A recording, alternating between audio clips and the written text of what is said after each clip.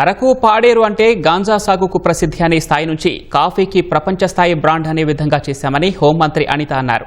గంజాయిపై యుద్ధంలో భాగంగా ఏడాదిలో చేపట్టిన చర్యలను ఈగల అధికారులతో కలిసి ఆమె వివరించారు.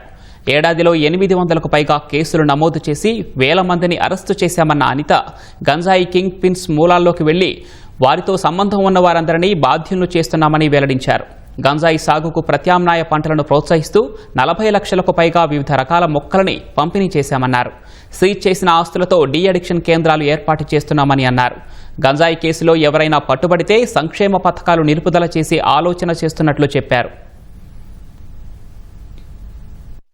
ఎందుకంటే చాలా గర్వంగా చెప్పగలం. ఈరోజు మీరు అబ్జర్వ్ చేసుకుంటే ఈరోజు అరకు అనేసరికి కాఫీ గుర్తొచ్చింది.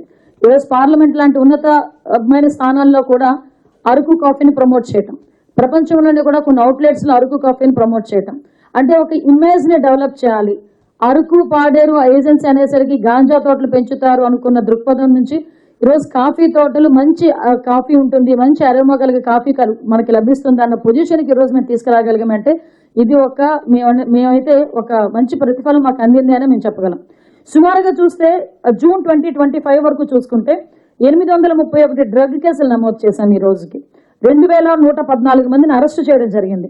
23,770 కిలోల గంజాయి ప్లస్ 27 లీటర్స్ యాషిష్ ఆయిల్ కూడా పట్టుకోవడం జరిగింది. 2093 వాహనాలు సీజ్ చేయడం జరిగింది. 8,200 మందికి అవగాహన శిబిరాలు ఏర్పాటు చేయడం జరిగింది. Are very proud to say ఈ రోజు గాంజా కల్టివేషన్ అన్నది జీరో కల్టివేషన్ ఈరోజు చేయగలిగాం. ఎక్కడైనా అటువంటి పరిస్థితి ఉన్నా కూడా వాళ్ళకి ముందే హెచ్చరిస్తున్నాం. అటువంటి పరిస్థితి ఉంటే మేము మీద కేసులు పెడతామని చెప్తున్నాం. ముందు ఆల్టర్నేటివ్ క్రాప్స్ ఇస్తున్నాం.